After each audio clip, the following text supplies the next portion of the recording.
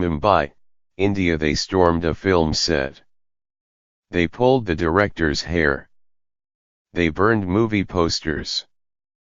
They even threatened to behead the lead actress or at least cut off her nose. Hindu extremists in India have played just about every trick in their book to block the release of Padmavat, a lavish Bollywood film about a 14th century Hindu queen. But none of it worked, and this coming week, the most potentially explosive Indian film in years will open across the country. With many Indians fearing that Padmavat has all the ingredients that could lead to riots, the police are already planning extra security.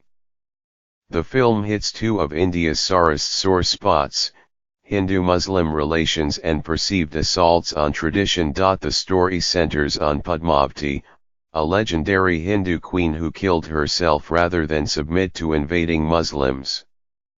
For centuries, Hindus in India have lionized Padmavati and paid tribute to her unyielding honor. But today, with Hindu supremacy rising and tensions growing between India's majority Hindus and minority Muslims, the Queen's story seems to have become yet another wedge to stick between Indians of different religions and castes. Even though few people have actually seen the entire film, rumors of offensive material have circulated on social media, leading to all sorts of objections and the violence during production. Some Hindus were convinced there were scenes showing Padmavati in less than an honorable light, which the filmmakers strenuously denied. India's Muslims, on the other hand, have remained largely quiet, despite the fact that the film portrays the Muslim conquerors as specialists in destruction. A handful of chief ministers,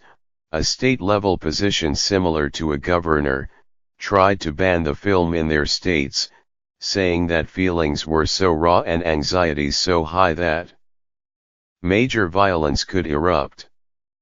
Disappointed artists said the politicians were simply feeding off and stoking the growing intolerance. It's a shame, actually, said Shyam Benegal, a well-known filmmaker.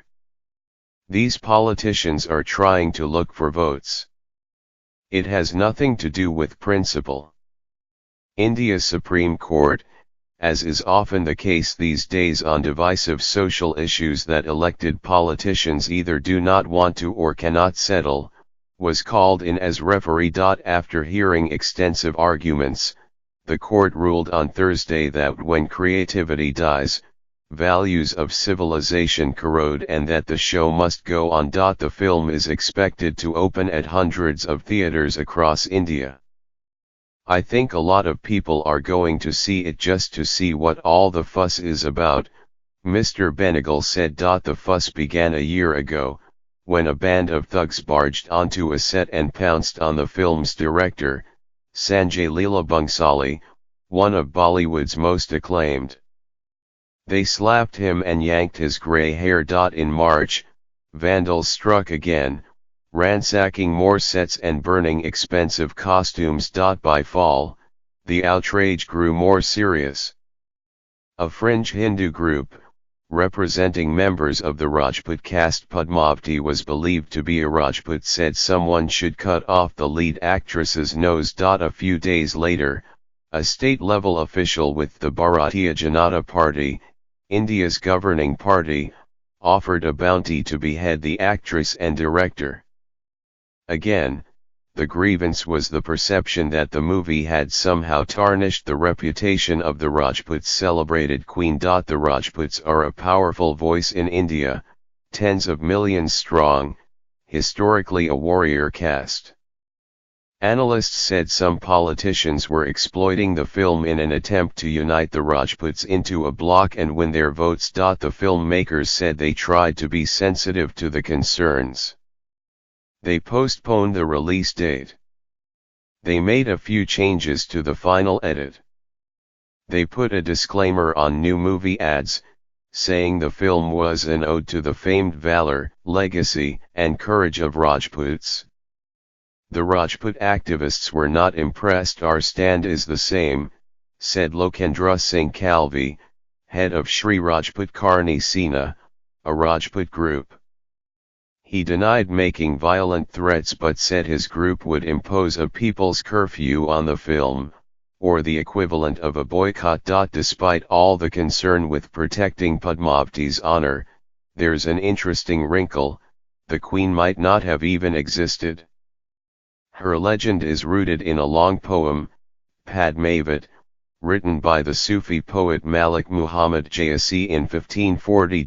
Over the years, this complicated epic has become like the Iliad for Rajputs, with Padmavati playing the role of Helen of Troy. It is a tale of a Hindu queen, also known as Padmini, so beautiful that an opposing Muslim ruler becomes obsessed with her and besieges her entire kingdom. But Syed Zahir Hussain Jaffari, a history professor at the University of Delhi, said that he had carefully studied historical sources from that era and could not find any reference to Padmini. Several other scholars agreed. Although Alauddin Khilji, the leader of the Muslim invasion depicted in the film, and the Rajput king at the time, Ratnasimha, known as Rattan Sen in the movie, were historical figures, Padmavati, his queen, is a blank page. Perhaps revealing was Jayasi's sign-off to his poem "I have made up the story and related it," are the last words of his epic.